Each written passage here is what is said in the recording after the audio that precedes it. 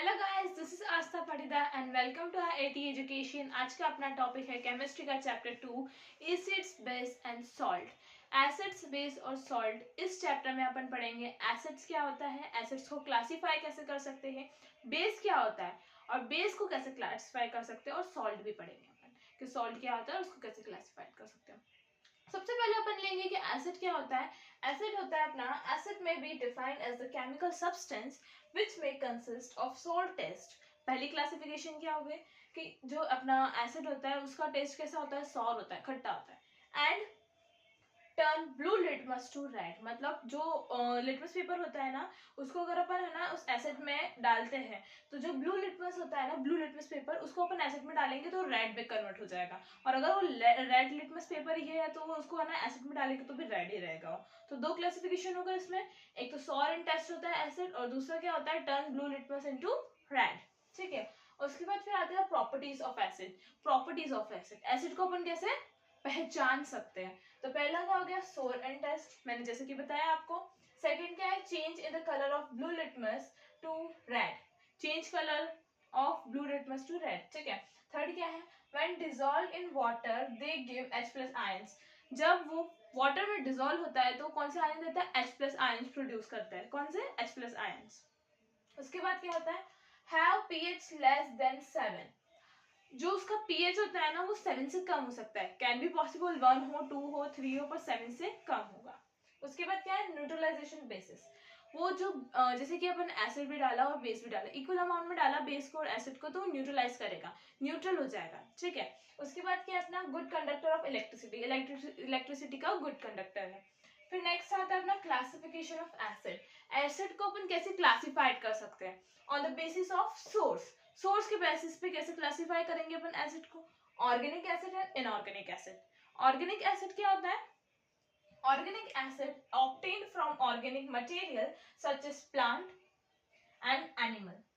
जो organic acid होते हैं वो कहाँ से मिलते हैं अपन को, प्लांट और एनिमल से, मतलब ऑर्गेनिक मटेरियल से मिलता है। प्लांट एनिमल ऑर्गेनिक है, सो वो अपन को वहां से कहाँ से क्या मिलेगा, एसिड मिलेगा, और एक organic acid.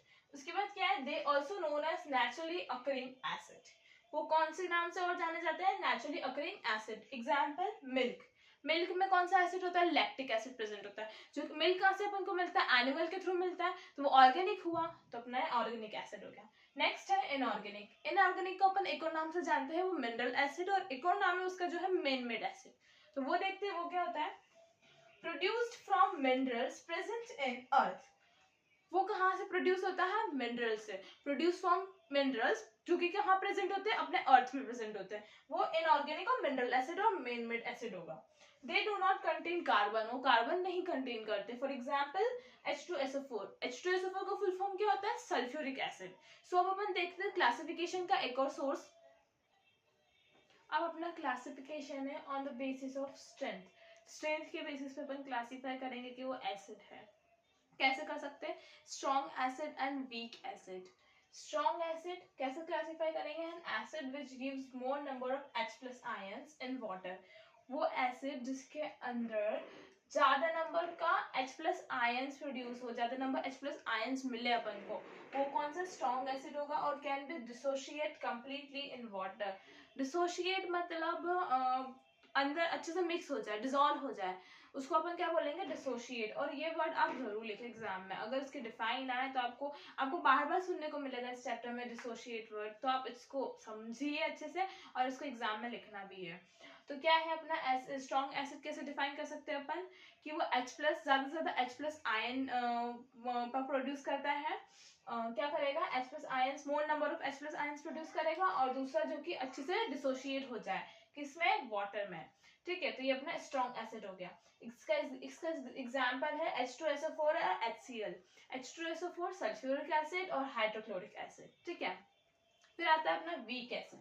Weak acid an acid which gives less number of H plus ions in water और which does not dissociate completely और पार्शियली आयोनाइज्ड इन वाटर।